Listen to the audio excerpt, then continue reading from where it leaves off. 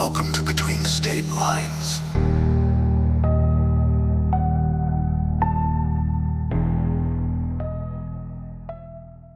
Welcome back to Between State Lines, episode 99. And you have a little bit of good news about our Lord and Savior, Donald J. Trump. Oh, I knew you were going to fill me in. So, a report came out, a leak rather, that there is a 79-year-old person. This is a leak that came out recently, but it was about a report written in April. Um, a 79-year-old individual was granted access under the FDA's Compassionate Care Program, which they use for like drugs that are not approved yet, but they're like given out to people who really need it under extenuating circumstances. Usually, it's like a high-profile person. Um, Okay. like Trump got like those monoclonal antibodies during COVID when he had COVID. Yeah. Um, but a 79-year-old person had access to life-saving drug known as I'm gonna butcher the name, but it's retatrutide. Trutide. Basically, it's like Wegovy, Zepbound, or Ozempic. Um, it kind of makes you feel full and helps regulate your blood glucose levels. But apparently, it does it on a more intense level, and it's a life-saving, life-altering drug that has not been tested, hasn't been approved yet, so it's still experimental. And someone in the country who's 79 years old was taking it in April. And that person is most definitely, no, they didn't deny it so far, Trump. Which means he is on the doorstep of the Grim Reaper. We all can hope. We all can hope. I literally was talking about this on my way here this evening. I was like, we're all just hoping for a miracle. But Which, evil people do tend to live forever, especially when they somehow have access to resources they have no business having access to. it's the living on spite. Yeah. Uh, but if you remember, a lot of people, a lot of doctors were predicting he would die in April. And That makes it sense. seems like that probably should have happened or would have happened if it hadn't been for this life altering drug. So This new lease on life, if you will. a new lease on life that he's not paying for, that we're paying for him in more than one way. We're getting fucked daily, and we're paying out the ass for it, I'm sure. So the end is near. What is that? Oh, it's a pro. I love trinkets. So do not forget, we are nearing the end. Do not forget. Don't- Ha ha ha ha. You're good. And then, of course, we have the whole Lincoln Memorial Pool debacle with the algae and all the nonsense. Uh, they are arresting people who Yeah. are touching the What? water. Yeah. What? Please explain. I saw something about that, and I think it was because of you. And I was like, "Whoa, we're gonna have an exchange of words here." What? Yeah. So apparently, they did this whole fucking like remodel of the pool, and it So people can't the touch it now. job. Yeah. So the job failed. They fucked it up, and so if you recall, I don't know when it happened. It was like earlier this year. Trump took a motorcade after he emptied the Lincoln pool. He took a motorcade of all his cars and his fleet, and they drove right over the pool, like where the water was. It was emptied out, and they were working on it. He drove over that area with cars, which very likely damaged the pool at the start. And then this whole renovation did not actually fix the pool. It really kind of like put a band-aid on a bullet hole. And then Kind of just seemed like they when were trying to take it out. pretty You much, know? and then when they painted it, the bottom of the pool blue to make it, look like water or whatever, or more photogenic or whatever, it basically set it up so algae would flourish and, grow plentiful water. So really, And then they this is big algae. it's big, big. Big algae's conspiracy. They started this whole thing so that they could mass produce and take over the world. Because big algae wants to probe us all. They want to be the new aliens. Want to be the new aliens? I'm here for it. They want to probe me. You've always been here for it. I mean, I heard you chime in that you want to as well. So it's a mutual thing. There's a time and a place. So they fucked the pool up. There's algae growing in it, and they decided to just dump a bunch of fucking hydrogen peroxide into the pool to kill the algae. Which is kind of funny because you see these videos of these guys just dumping like these tiny little bottles of hydrogen peroxide. It's like, guys, it's gonna take a lot of fucking hydrogen peroxide to fix the They problem. couldn't It's not even gonna be bulk order it. They couldn't bulk order it. They couldn't just dump it from a helicopter. But hydrogen peroxide is also a solvent, so it breaks down things like paint, and so the paint started peeling off of the bottom of the pool, and then people started just picking it out of the water, not like damaging the pool, just picking it up out of the water, already peeled off, and now they're being arrested for that, and being called vandals. Make that make sense. Make So it make stupid. sense. Yeah, they're vandals because they touched the flecks of paint. And like We're so MAGA afraid of accountability. Don't and touch MAGA, fucking paint. they're eating it up. They're acting like it's actually people who took a knife and cut the bottom of the pool, Well, and of they're the course, reasons why. you can't be accountable for the peeling paint or knowing how things work. God forbid. God forbid. God forbid.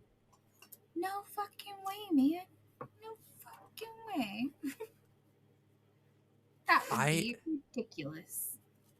I just miss the days when like people were afraid to speak out and say dumb shit because you'd be made fun of. Like, not saying bring back bullying, but I miss the But days where now people it would just feels like shut their you mouth. can't say smart shit in fear that you will get in trouble in some way. We are full grown adults, and this is not things that we should be getting in trouble for. Picking up flecks of paint that is the debacle of your reflection pool is hysterical.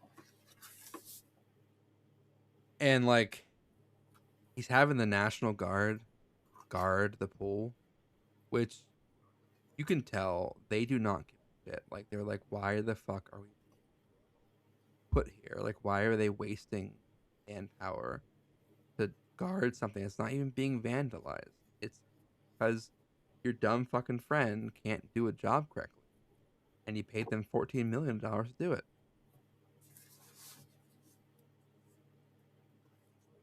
So, but that's not even the worst thing that happened with Trump. So we're out of the Iran war, which is obviously great. Not actively in war with them.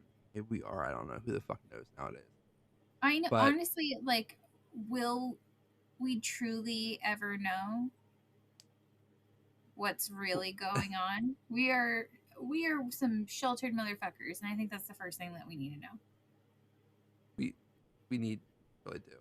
But so we entered it into a 2-page memorandum of understanding, which Obama's deal, which he got done in like 2012 or 2011 with Iran, was a 150 some odd page deal. Mm-hmm. It had like intricacies written in there, like detailed stuff, and very thorough, a very thoroughly written, um, legally binding agreement Of with course. Iran. But Mm-hmm. Trump's is a 2-page fucking deal. And part of this deal, we are giving them $300 billion to rebuild the stuff that we bombed and destroyed. And we are allowing them to control the Strait of Hormuz and charge a toll on every boat that comes in and out of there.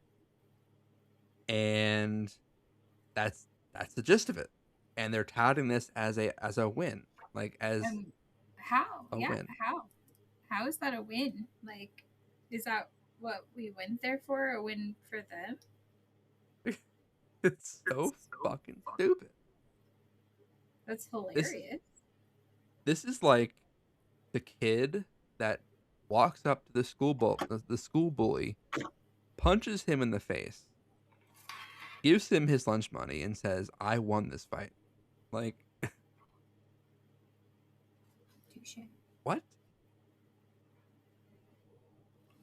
But again, His rule. MAGA is gobbling it up, just like they gobble up Trump's dick, like they are eating it up. They're like the best thing ever, and they're just so dumb. Bunch of fucking morons.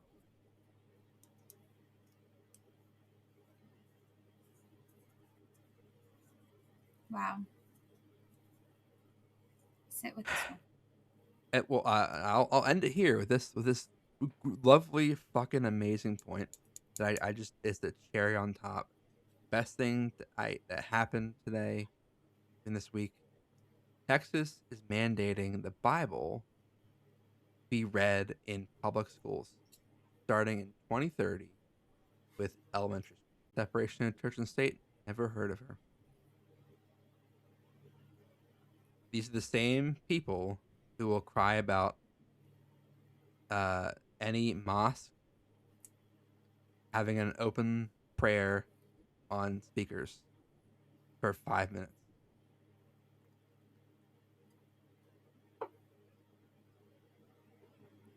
And the same people that cry about Pride Month and how we're forcing it down their throats. Forcing it down people's throat. Yep. Because if you want to have a party, you can't just go out and have a party and invite people and set it up and have the whole event. Like, what the? No, we're just against white people and having parties. Christians are the most self-oppressed group in the like I don't doubt that in other countries like, in other parts of the world where Christians are persecuted. I don't know enough about that, but I'm sure there are places. America is not one of those places. It's not. Like they are self-oppressed so far up their own ass that you had 3 baseball players for the Giants who wrote Bible verses on their pride themed hats because they did not want to participate in the pride themed night. Mind, they signed a contract saying you can't write anything on your uniform. It's not just religious stuff. It's you can't write anything on your uniform or your contract. And they also did not have to wear the pride hat. They could have worn the standard uniform. No one forced them to wear the pride uniform. But they have to make a statement. But if anybody else makes a statement, then oh my god, they're oppressing me. They're oppressing. Insanity. It's just the fucking delusion. It's the mental illness. I hate how awful this country has become. Like, it's disgusting. Yeah.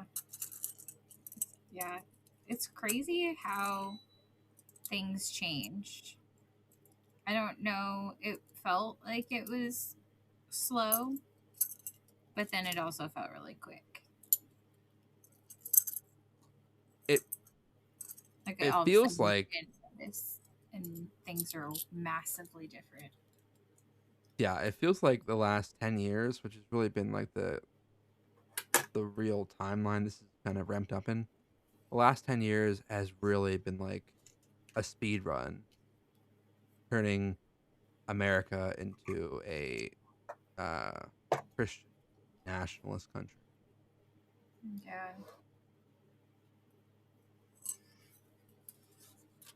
Shit. God forbid somebody want to fly a pride flag on their car, and that's the worst thing. Worst.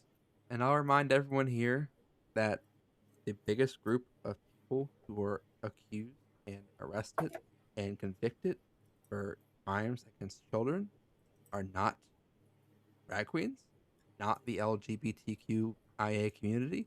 It's fucking white cisgender men who lean right. Always them. Every fucking time. I hate it here. So, on to creepy stuff. Now that I've made the mood awful, I'm gonna make it even Yeah, more. you thoroughly depressed me. Thanks I'm a gonna make lot. it even more depressing. Are you an organ donor?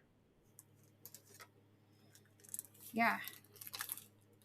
So this is not to deter anyone from being an organ donor. I'm an organ donor. I'm not gonna change my organ donor status. I, if something is going to come of it because I put that I'm an organ donor, is some ill will in some way, shape, or form. I have accepted that I've signed up for that. Probe me, That's my doctors. Probe me. No, I'm not saying that. That is you. Purely you. So I'm gonna ruin the mood a little more here. So again, this is not to deter anyone from being an organ donor. I am keeping my status. Sure, Steph will keep hers as we see the peanut in the Can background. you take it Peanut. back? What? Can you take it back? Take what back? Your Organ donor? status? Be like, yeah, I Yeah, don't want to be. You can't? you sure can. Oh, I just, I felt like once I signed up for that, it's tough shit. You're signed up. And No, you can change it at any time you want to. well, I'm gonna, in my mind, I accepted it when I was like 18. So, So I'm gonna introduce you to a man. His name is he's from Kentucky. His name is Anthony T.J. Hoover. Okay. In 2021, he suffered a drug overdose that caused his heart to stop. He was taken to a hospital, and his condition uh, was considered very poor. And his family was told that he had severe, catastrophic brain injuries, was not going to recover. okay, can you repeat the year? 2021, Yeah, so shit. 5 years I thought you said 2018. Okay, 2021. Cool. ago. After talking with the doctors, they agreed, his family agreed, to withdraw life support and honor his wishes to be an organ donor. As the organ donor process moved forward, and they did like the honor walk, which if you don't know what that is, I'm sure you do, but like anyone else would know what it is. It's when they wheel you from your hospital room down to the elevator, and there they take you down to the operating room and organs. They call it harvesting or So there's more delicate ways. That's the gist of it. So during the walk, his sister reported that he's kept opening his eyes and appeared to look around, and his sister expressed concern, but doctors told her these were involuntary reflexes can occur in brain dead patients, but that he's brain dead and it's not a sign of life. Hmm. However, when he got to the operating room, members of the organ recovery team later testified that Hoover showed unmistakable signs of consciousness, including moving purposefully and pulling his knees towards his chest, crying, resisting attempts to continue. And according to witnesses, the transplant surgeons concluded that the organ recovery could not legally or ethically continue because he was alive, and it was stopped before any organs were removed. However, it was reported by the same people in the room that the company, the organization that collects the organs and finds matches for them, kept pushing for the surgery to happen, despite doctors saying he's still alive. And they Of course. said, if you don't do it, we'll find someone that will. That is Didn't horrible. happen. Absolutely horrible. Didn't happen. And they canceled it. He's still alive to this day. He does have some brain damage. He has difficulty, um, speech, memory, and movement. But this got me thinking: was this is a rare case, or is this like an actually like a thing that can happen more frequently? And apparently, it's a very frequently happening thing. So in 2008, Zach Dunlop, after an ATV accident, doctors told his family he was brain dead and would not recover. They agreed to organ donation, but before the surgery began, two relatives testified they tested his responses by scraping his foot with a pocket knife after being told that he couldn't feel pain. He reportedly reacted by moving his feet, and further examinations showed he had brain function. The organ donation was canceled, and he eventually recovered enough to walk, talk, and return home. Another case, 2022, Paula Dennison. She suffered what doctors believed was a catastrophic brain injury and was declared brain dead. She was transferred to an organ recovery facility where staff prepared for donation, but noticed signs that suggest that she was not actually dead. She survived the transfer, and her family later sued. And in 2026, the case reached the Mississippi Supreme Court, which drew renewed attention to how brain death determinations are made. So, and these aren't like the only three cases. There's more. It's still a rare occurrence, from what we know, but it makes you think: if these three people survived, how many didn't survive that showed signs of life who were not brain dead and were still sacrificed?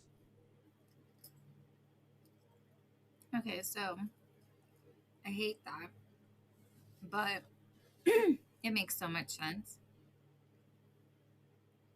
You have to have the right people working, like in all of these places that aren't like, oh yeah, this is business as usual. Like that's kind of weird. And enough to say something and to go against like the group. Man, and judging on the people that I've known that have worked at hospitals, like, yeah, I can't imagine that happening in my area. Ugh, I'll let you go. I mean, People like talk the about like fact. skipping the hospital in my town and they like go to the hospitals over because like if you want to die, go to the hospital in town. And it's all like insurance based too. This world sucks.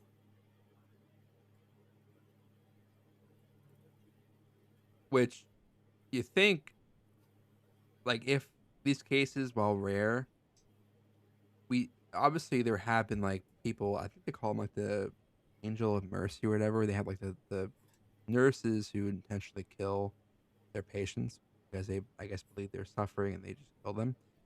If those people exist, like how many people are doctors who are psychos like this? Like they I mean, would even still, people who are just like completely jaded. yeah, I knew people. I knew somebody who worked at the local hospital who, if somebody died, they said that they were disconnected from the Wi-Fi. That was like literally how they said someone died, and like I just didn't. I couldn't appreciate that. I do hope that when I die, they say that I expired. I'm okay with that. You can say I expired. For me personally. So if you want to say when I die, I expired, I give I'll you try to get over it by then. permission. I'll try. This is my, for anyone in the audience, this is my express permission. You witness my death. If you know I died, you can, You have to witness it. That's the only way you can actually yeah, say this. you have to be there at the moment I die, holding my hand, looking in my eyes But as I now take my somebody's on last the breath. mission to kill you. Don't put Nice. all those. Don't kill me. Don't kill me. Holding my hand, staring into my eyes.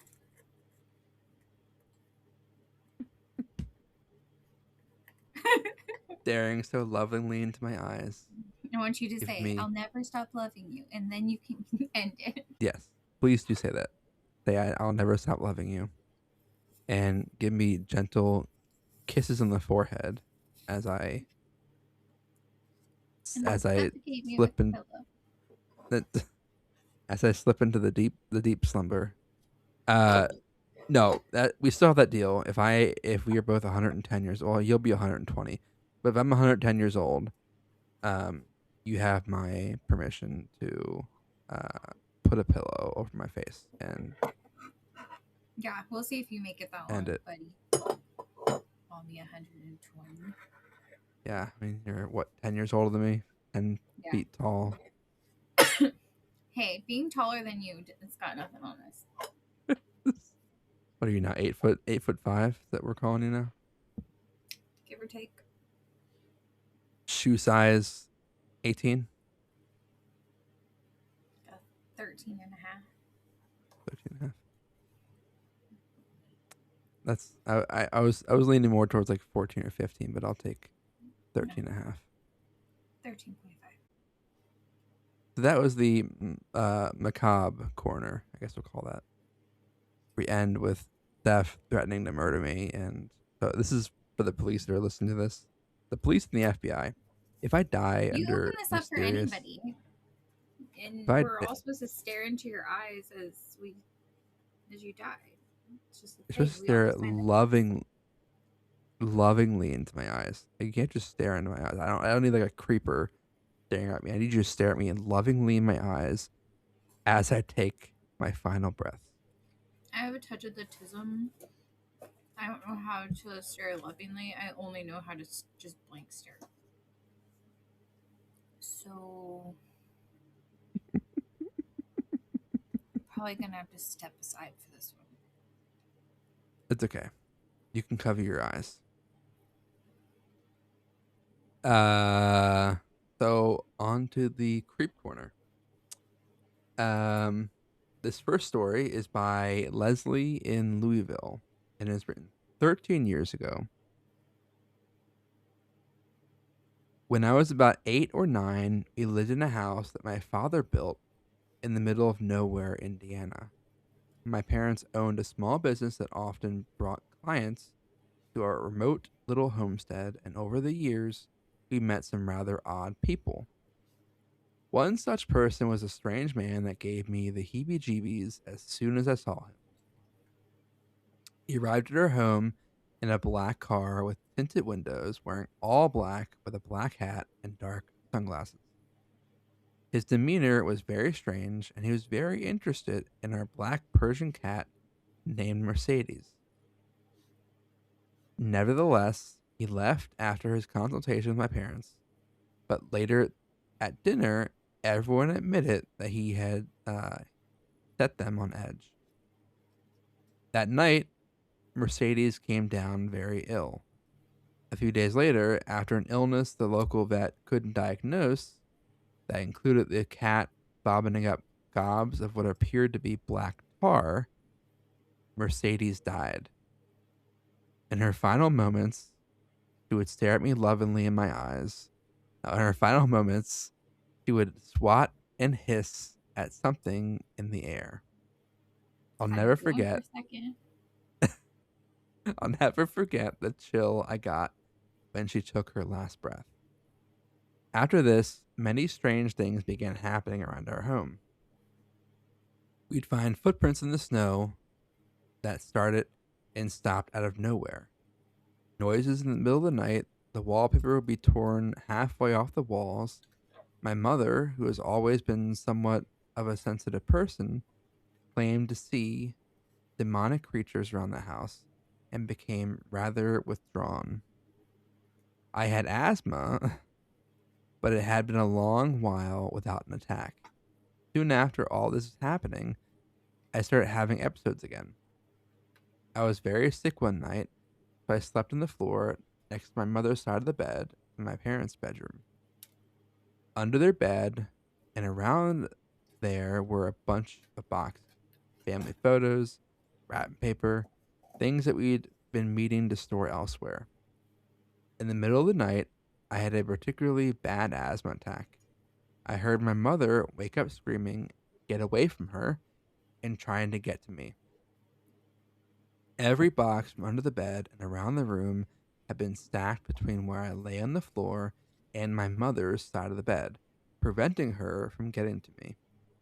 She finally reached me and gave me my inhaler, and she cried all night. She never told me what she saw that night, but strange things continued to happen for several more months.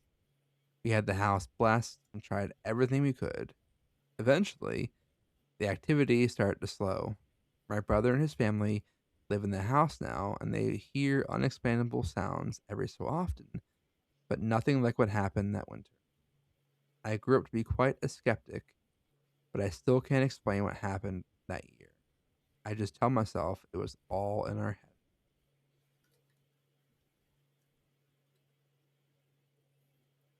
I think your mother was having a mental break a little bit there. Lost your cat. She's,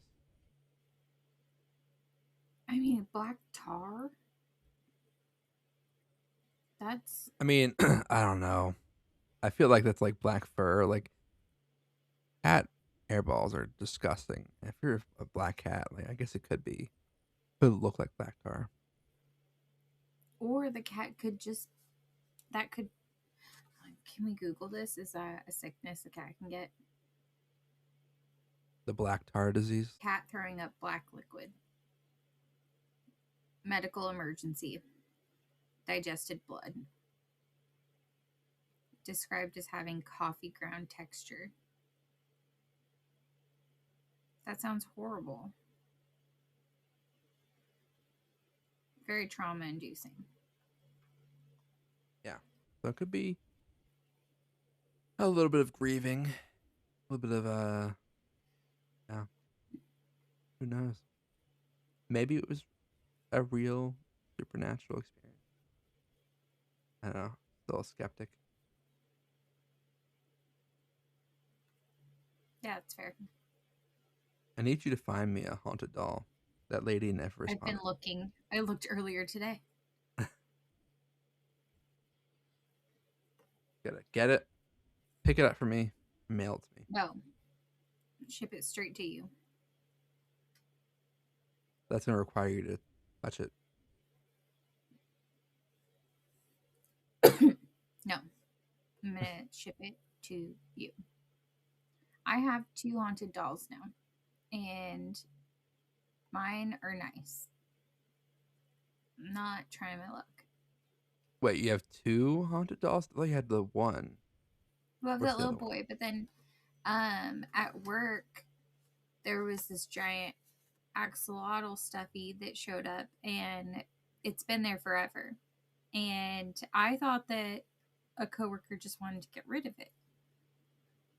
And one of my other coworkers was like, Phyllis talks if you listen. And I was like, okay, you're losing your mind, but okay.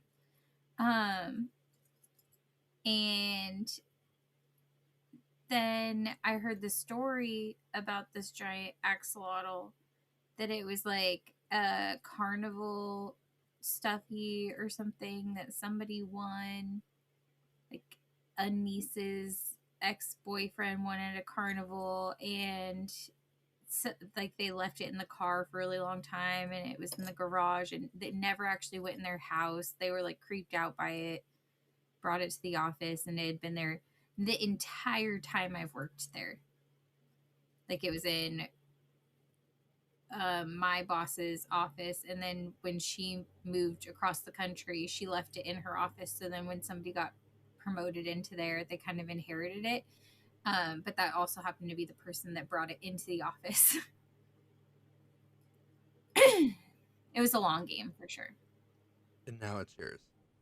Yeah, yeah. Phyllis is happy here. And Brought it I, home. yeah, before I knew that it was a haunted carnival stuffy, but my kids love her. Does she talk? I don't listen, so I don't know. Probably. I'm so sorry, Phyllis. Phyllis, I know you're listening to us. I'm so sorry. You don't get the Well, proper love. And Phyllis, I would stare at you lovingly in your eyes and tell you I just don't know how how. much you mean to me. It's not my fault. Yes. I just don't know how.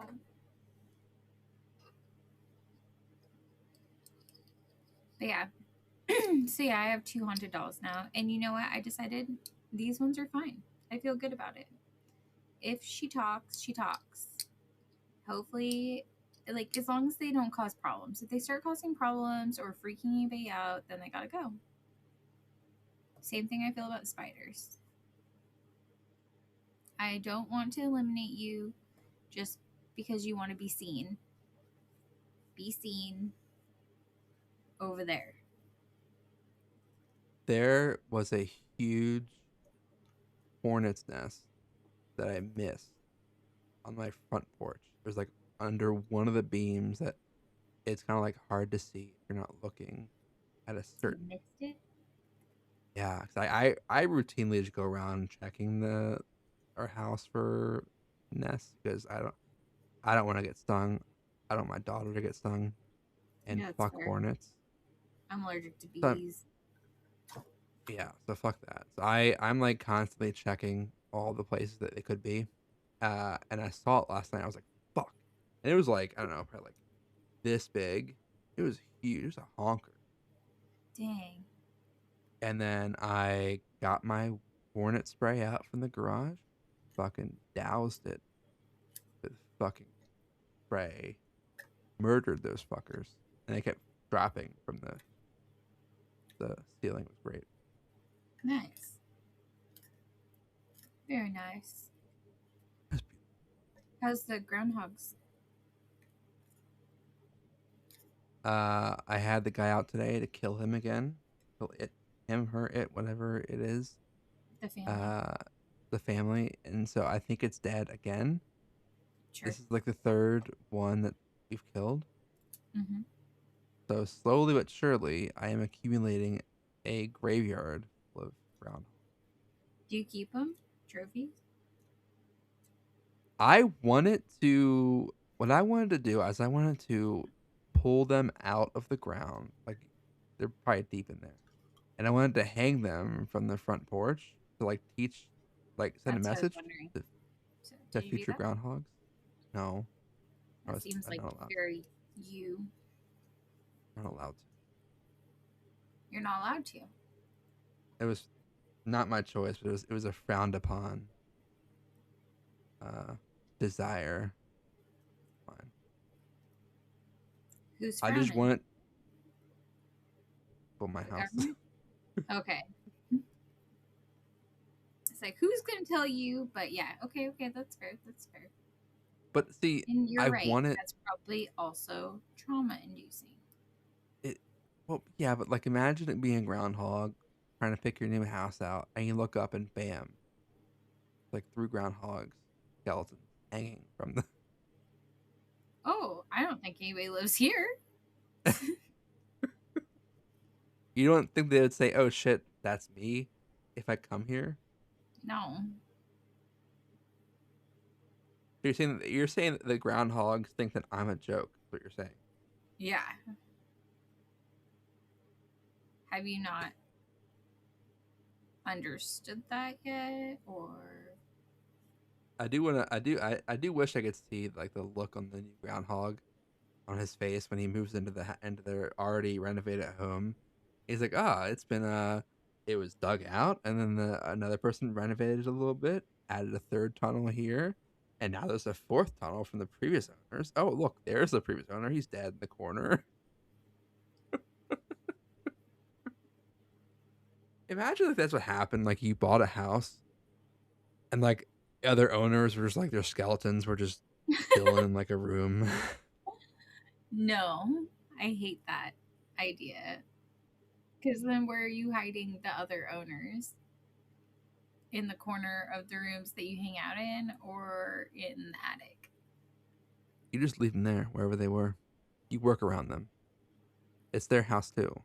No, I'm positive they move them so that they can do their duties, whatever they do. But then if the groundhog moves the other groundhogs, then the tunnels are now haunted. What if there's like ghosts of the groundhogs in my front Oh, the yard? tunnels are Tunnels. haunted for sure. That is true. You don't think? They've got to be haunted. They've got to be. Can you There's no way imagine they're what not. underneath your house sounds like with a little pitter patter of ghost feet? Well, I do wonder what groundhog, like how humans, how ghosts, the stereotypical, oh, like the moaning is. Yeah, but I don't In think a that's real. You met a ghost. Maybe. Well then you can't According say to a couple of stories that I feel like have occurred in my lifetime, yes, and not one of them did any of that. And they were so much scarier. true. However, you know how some cats meow and some cats don't meow. Like maybe it's the same way some ghosts moan. Some ghosts just kind of like Yeah, but sit I've in the never corner heard of and say, anybody talk about their moaning ghosts. I've heard about them like opening doors and footsteps and stuff like that. ghosts are kind of boring though. I feel like if I would if I why have we not heard of a ghost, like someone seeing a ghost like dabbing in the corner or like doing like the Soulja Boy or like doing any kind of like dance move from this century? Because anybody who's happy doesn't become a ghost. I'd be a ghost and I'm happy. You know why? I would do it to fuck with You you. have enough spite in your heart. I It's not out of spite, it's out of pure joy. You know how fun it would be to have you be so annoyed every single day, like you walk downstairs and all your dishes are actually in your bathtub? Or you walk downstairs and like your coffee is made, but it's a pot of cold coffee because I made it at 1 in the morning. Do you know how annoying that would be? You'd be so Yeah. pissed. Yeah, I'm pissed thinking about it. You don't Exactly. have to do See? any of this shit. I'd like open all your Amazon packages, like you No, know. I already have kids. They do that. I won't I'm touch just their. kidding. I'll be nice. I'll leave the kids stuff. I'll leave theirs No, they prepackaged. already tried to. They want to do like unboxings with everything I buy. Earlier, there was a giant package, and my son was like, "Let's open it." I was like, "No, maybe tomorrow." I opened it. It was cat litter and bunny food. It's nothing exciting. So, see? Unbox it. Bam. Make your kid's day. Kitty litter. But see, then I would go to your neighbors' houses and take all their Amazon packages and put them in your front on your front porch. So it looks like you're stealing packages, you know? Dang, I just took all my cardboard out too. Oh, I'd put the cardboard back. I'd put it in your garage so you to piss your uncle off. I I took put it it in his to the car. cardboard place. Oh, look at you. Yeah, that's what I did right before the podcast. It was a lot more than I was expecting.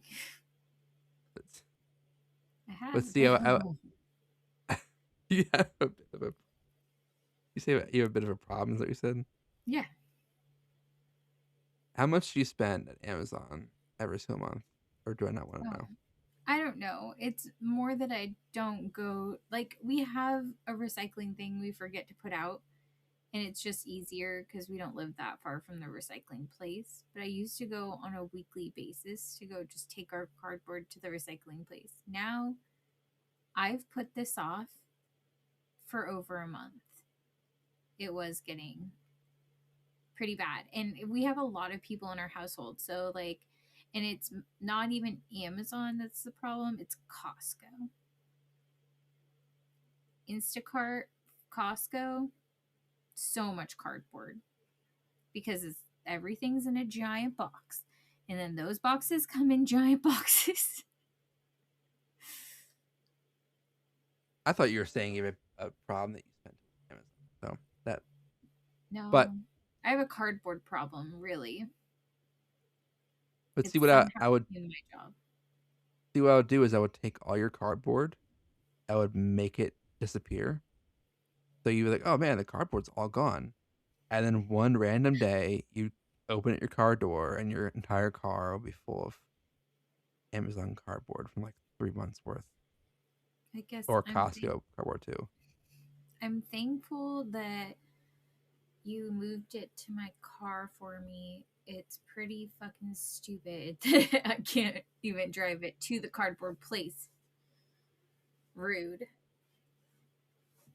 So that would be see, you would so I don't know what my point of this tangent was.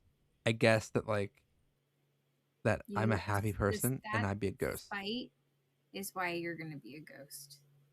I feel like I've spent at the point of my death, hopefully in my 80s. At that point, I will have spent 80 years living in the bad place, but with no like free will, really, because you got to pay bills and shit. If Yeah. you're a ghost, you have no responsibilities. You can really just do whatever the fuck you want. No one's gonna fuck with you because you're a fucking ghost and they can't see you unless you show yourself. So, That does sound pretty nice. see? Exactly. So, back to my point, why do we not see ghosts from this century doing like the Soja Boy or like dabbing or like saying skibidi toilet or, you know, things that happened in our day and age, not like the Victorian dresses. Like, Well, all that was really, really recent. true. So it just feels like maybe there's like a holding period. Was there a ghost queue? Is that you're saying? Like, you had to get on a waiting list But to be a also, do you ghost? think that maybe our souls are so like go, go, go that we also can't slow down enough to experience and show our energy if we were to exist that way? That's a good point. I feel like our energy would be different, you know? I also feel that like that ghosts from like back in the day, like 1800s, they're just boring. Like all these ghosts you see at like old plantations, they just like walk around the home. Like there's that one ghost that went around and kept working because he was an employee there, and then he died, and he kept working at the fucking house after his death, locking the doors, locking the windows, mopping the floor. Like, what are you doing? Dude, you're dead. Well, Why are you still working for free? I think there's different types of ghosts. So I think that the kind of ghost that you're hoping for, you have free will. But I think that there are some kinds that are just imprints. So I think that he was like, that's an imprint. Maybe not necessarily any soul behind it. It's almost like a shadow of something that's already happened. And maybe that's another proof of like time and space is just way different than we can comprehend. Yeah, that's fair. That's fair. You convinced me, but I still want to see a ghost who I wake up and I sit up and see him or her or it in the corner of the room, and they say, "Yo, what up? Skip the toilet," and then like disappear.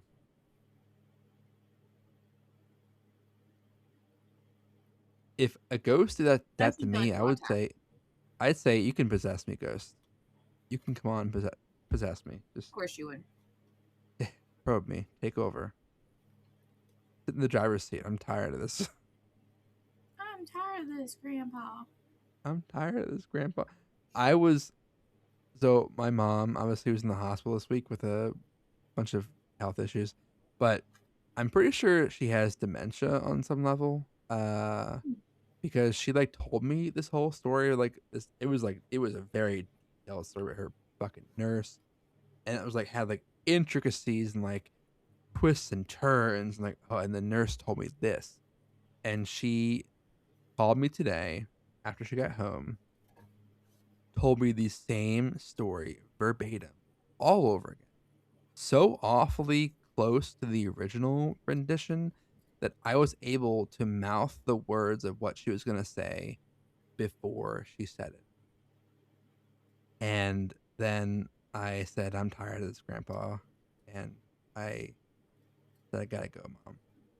Very boring conversation. Is that what really happened? Literally what happened, yeah. Literally. Yeah, I swear to God. It was that is me how. on mute and her talking for 30 minutes nonstop, and me like every now and Damn. then going, yeah, okay, cool, sounds great, thanks. So yeah. Damn. So well, now that we've delved and dove into the ghost realm, um I pulled a story from Reddit, a creepy story. um it's by user Richard Saxon, and it's from November of 2022, so 4 years ago. And it's called "I woke up during surgery. They weren't trying to save me." That's how I kind of figure things would go. With the whole theme of like okay. So, all right, let's get this started. Incision time 9:45. A manly voice said loudly, jolting me awake. I felt groggy and my eyes were kept shut by tape covering my eyelids. I tried to call out for help, but quickly realized I couldn't form any words, nor move a single muscle. Was I paralyzed? Had I been in an accident?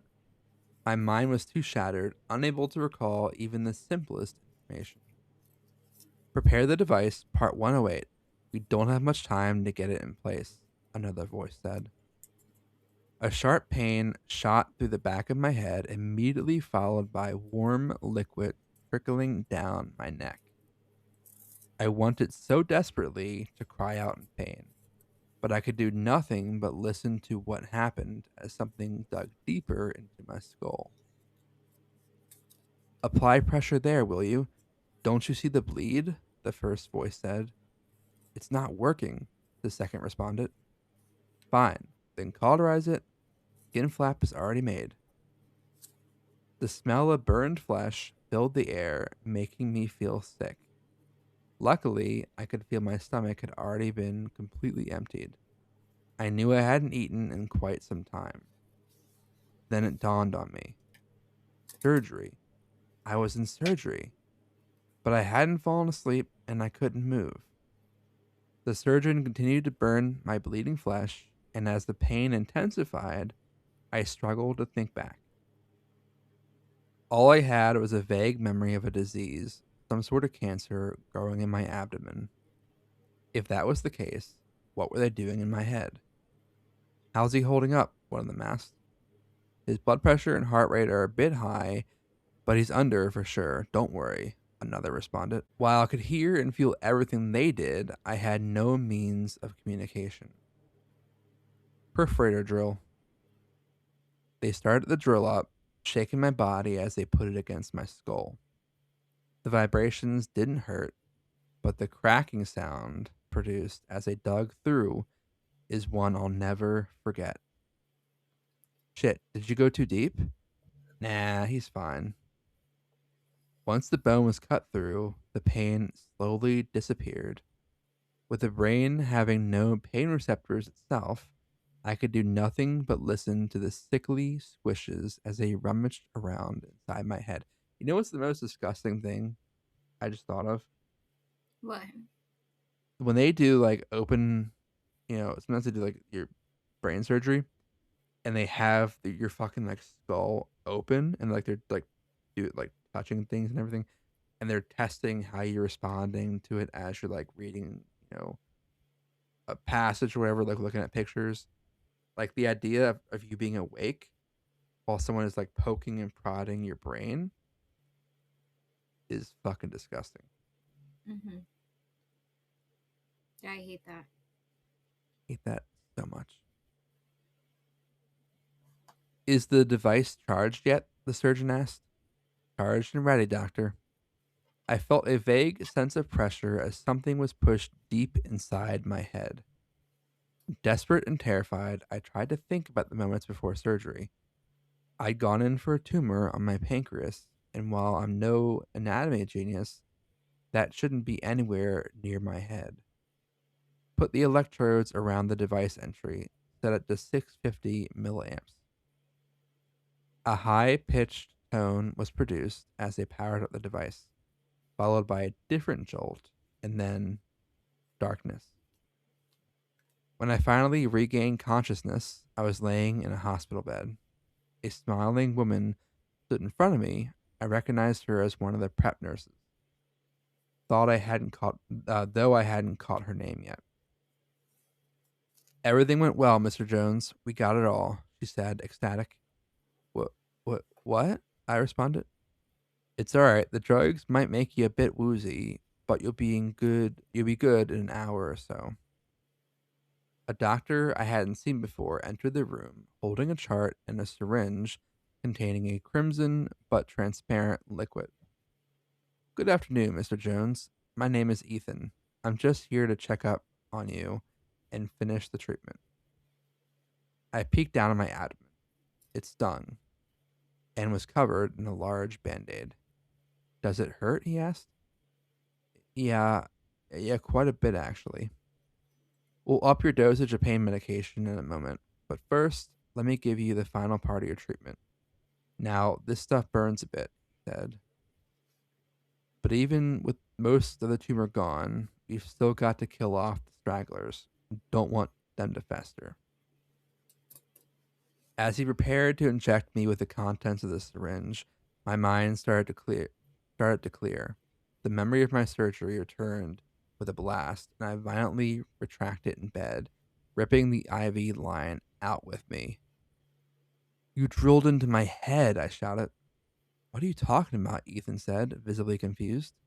I woke up during surgery, heard everything the surgeon said. They put something inside my brain. Ethan nodded his head in understanding. Mr. Jones, it's fairly normal to experience vivid dreams while under. Some even feel like they're floating around in the room watching the surgery. Some just have weird dreams. It's perfectly understandable to mix up fantasy and reality. No, it wasn't a dream. I felt it, I argued. There was no wound around my head, my hair was still intact, and no signs of any sutures. As I said, perfectly normal. I calmed down a bit due to his explanation and let him reset the IV and finish the injection. It burned as the liquid entered my veins, searing up my arm and neck. I felt lightheaded. All done, Ethan said, smiling. You should rest now. You'll be here for observation for a few days. You'll be allowed visitors by tomorrow. It had seemed all too real, yet my supposedly incurable cancer had been eradicated, only weeks after categorically being told I would die within 6 months. Even the setup before the surgery had been suspicious, starting from a nothing starting from nothing more than a phone call from a Mr. Burke, representing a newly founded Antifex Pharmaceuticals. They were working on a new treatment for terminal cancer, he had said. He told me I'd fit the criteria for the treatment, free of charge, seeing as it was not FDA approved yet. We set up a quick meet and he explained the procedure, which would combine surgery and their new chemotherapeutic drug. At the time, my choices were either to die slowly and painfully from cancer or quickly on the operating table.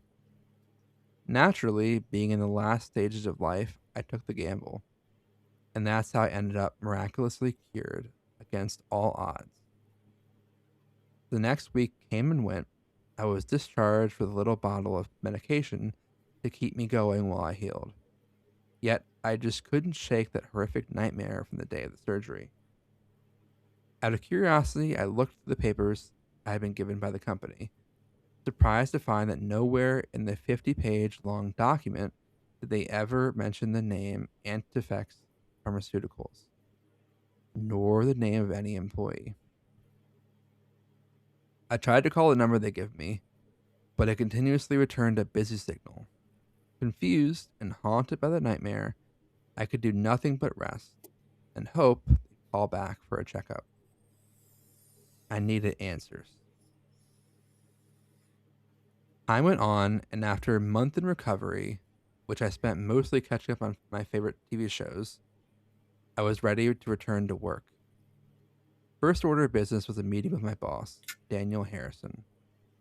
He had always been good to me and allowed me all the time off I needed while going through the treatment. While it wasn't an amazingly well-paid job, I was happy to be there. Benjamin, great to have you back, he shouted as I entered the office, embracing me in a rough hug. We then returned to more professional means of greeting one another and shook hands as we went on to talk about my future in the company. I sat myself down in front of the desk when I started hearing a bizarre sound, feedback like static. Though I couldn't for the life of me figure out its origin. It was just vague, barely audible at first. I tried to ignore it, but Harrison immediately noticed something was off. Are you alright? You look a bit pale, he said. Yeah, I'm fine. Do you hear that? I responded. Hear what? Oh, never mind. My head just hurts a bit. He gave me an odd look while pondering what to say next. Then he sighed. Look, Benjamin, I know it's not easy to recover from such an ordeal. It's a burden both mentally and physically. In fact, I once went through a similar situation many years ago, and it left a scar on my self-esteem. Like I wasn't strong enough to survive without help. I'm sorry, I never knew, I said, the sound reaching unbearable levels. That's all right. I never really talk about it. It was almost 15 years ago. He paused for a moment, his wide smile turning to a confused look. It was odd, though, thinking back. I was supposed to be a terminal case, told me I'd be a goner within a year. Then, out of the blue, some guy showed up at my doorstep proposing a miracle cure. His story hit too close to home for comfort. I can't even recall their name. Everything following the surgery feels somewhat vague, distant. What was the company called again? He asked himself. My boss chuckled. It's all gone. I think something with an A. Art something? Artifacts Pharmaceuticals? Yes, that's the one, he yelled. How'd you know? That's the same one that fixed me up. They said they were new. That's odd, he responded. I excused myself in the office, claiming the headache was worse than I thought, and Harrison said I should take off as much time as needed. No, he ordered me to take time off. No sooner had I left the office before the sound stopped. I let out a sigh of relief and hurried back home to once more go over the documents. After a fruitless search, I tried the internet, more phone calls, and looked through my email filled with thousands of junk messages. Nothing. If they had truly cured Harrison 15 years in the past, their drug had to be well past the experimental stage, and I demanded answers. The sound breaking my eardrums from within my own head, my awakening during surgery, and the fact that no one I knew had even heard about Artifacts Pharmaceuticals outside my treatment, it was all too much to handle. I decided that in the morning, I'd return to the hospital and find one of the doctors working on my case. But my head was shattered. I needed to rest. That night, I spent lying awake, unable to find any comfort in the fact that I was cancer free. Around midnight, my phone rang. One of my old coworkers, whom I hadn't spoken to since my treatment. Benjamin, he said in a somber tone. Alex, I didn't really expect to hear from you. Why are you calling this late? Is everything all right? It's Harrison. He's dead. Dead? When? How? Apparently, Harrison had suffered a brain hemorrhage from an undiagnosed brain aneurysm not long after I left the day before. Just like that, he was gone. Morning rolled around, and without a lick of sleep, I headed for the hospital. I asked the receptionist to speak to any representative of Artifacts Pharmaceuticals. She claimed she had never heard of such a company. When I asked for one of the doctors, I realized I couldn't exactly recall their full names. So I asked if anyone in the surgical department was named Ethan. After doing a quick search on the computer, she simply shook her head. Defeated, I left without answers. I continued the fruitless internet search for a few weeks, but work quickly occupied most of my time. It was a dreadful place in the wake of Harrison's death. New manager took over, and I had to start over. I had to start moving on with my life. After half a year, I started to settle down, free from the disease, but with a few additional pounds gained from the recovery. In a futile attempt at combating the weight gain, I returned to the gym, spending most of my time running aimlessly on the treadmill. I was just reaching my first mile, a huge achievement for someone like myself, when the god awful feedback sound returned, almost knocking me clear off the treadmill. I glanced to my side, noticing a man in his mid 40s who just started running next to me. Unlike myself, he was in an ungodly, well kept shape, wearing an oversized tank top. It revealed a massive surgical scar on the side of his chest, nicely decorated with a tattoo of a tree, reading Arbor Vitae beneath it. He noticed my pained expression and stare. You alright, mate? He asked, the sound intensifying as he got closer, making me clutch my ears in agony. As suddenly as it began, the sound just stopped. The man in front of me fell over to the ground, briefly seizing before laying there lifeless. He suffered a brain hemorrhage. At least that was as much information as I could get from the gym staff. But I knew it was more than that. The man had died just like Harrison, that horrific sound preceding his sudden demise. Following the gym event, I visited 3 separate doctors, begging them to look in my head. CT, MRI, whatever they could offer, I'd take it. I even told them about my cancer treatment, but no record of my hospitalization ever existed. The first doctor recommended a shrink. The second was clueless, and only a third agreed to give me a scan to check for anything abnormal. Well, Mr. Jones, luckily we settled for CT because MRI would have torn your brain to shreds. You really should have told me you had some kind of implant. Outside of that, the starburst basically made your scan unreadable. Excuse me, I said, confused. I'm sorry, a starburst is what's happening when we put metal in a CT scanner, but that's far better than putting you inside a giant magnet. You'd No, I mean, what implant? I interrupted. The doctor showed me a section of the CT. A large, flare looking artifact covered most of the picture, but in its center was a diamond shaped metal object. I have to ask, have you had any brain surgery at all? I can't for the life of me figure out what this thing is, but it's clearly not a physiological formation. I don't know. Well, have you been in any accidents? Maybe a car crash?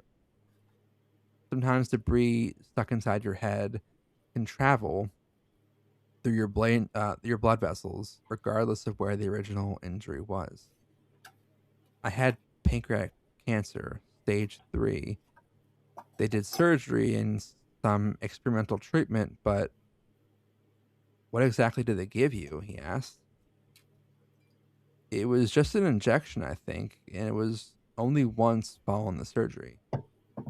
Look, Mr. Jones, I'm not an oncologist, but as far as I know, there aren't any single injections in the market that can cure cancer. What you'd need would be months of chemo spanning over several sessions. Whatever they gave you, it wasn't for the cancer. He looked over my head, and to my surprise, he actually found a scar I hadn't noticed myself, though only a minuscule one. Well, you have a scar for sure, but it's amazingly well hidden. Never seen anything so small from brain surgery. I tried to explain my experience during the surgery to the best of my limited memory, but he couldn't help. He told me he'd look into something different, pharmaceutical trials, to see if anything could fit my explanation, but he didn't seem very hopeful. He couldn't even remove the damn thing, claiming it sat too close to my brainstem or something. So here I am, living life as good as I can, still waiting for answers. Every now and then, the sound will return, and when it does, I just stop dead in my steps and run the other way. I can't let anyone else die simply by getting too close. Whatever they did to me, I'm not alone. There are others out there with the same implants. I fear we'll just have to wait to see what their purposes are. If anyone ever gets contacted by Artifacts Pharmaceuticals, don't agree to any of their miracle cures. They're not trying to help us. The end. Yikes.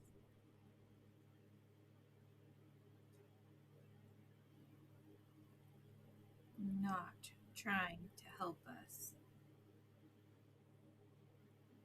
Gotta imagine, like, I'm sure some of that shit happens. Like, not necessarily a brain implant, but like, people wake up during surgery all the time and have very weird memories of like things doctors are doing to them that weren't like related to the surgery they were having. Yeah. I think that adverse effects to medications happens more frequently than we feel it happens. If you have cancer, don't get an implant in your brain. Die. Maybe. But Possible. they didn't agree to any implant in their brain. No. If you can wake up during surgery, then you do whatever you can. Move your arm. Smack somebody. Let them know you're awake. Do what you gotta do. They'll just take you out in a different way. Pillow to the face. That reminds me of like that movie with Hayden Christensen. I don't recall what it was called, but he had to have heart surgery, and a really wealthy guy in the movie, and his friend was a heart surgeon, and woke up during surgery, and they were trying to kill him, like they were killing his heart because he was wealthy, and his wife was going to like claim all the money when he died and split it with the doctors. Because that's worth it. Yep. And that's how Wow. life works, apparently. Some friends. That's what you would do. That to me. You would say, "All right, wheel you in there and You'd your just heart take care surgery." of me if you were wealthy, so I don't worry about it. That's true. I would. I'm a nice person. Yeah. So I really don't need to blame your death. It's everybody else. You already coached them into it. Staring into your eyes. Stare into my eyes, lovingly. Give me gentle lovingly. kisses on the forehead. I need you to boop my nose at least 3 times. But yeah, if you ever wake up and you wake up in like a mansion, then you know that Holden won the lottery and bought you a mansion. Mm-hmm. Somehow transport you there. Boom. I feel like you should just let me pick. Like that should be easy. But then what's the fun in that? Like, I got you this still can pay for it. magnificent. Yeah. That's true. Okay. No. Well, I'd have Trust to me, go. I'll still love it. Am I allowed to go house shopping with you? Yes. Okay. But what I say ultimately goes, even if you're paying the tab. There'd be a caveat here. I'd say, okay, there's one thing in the house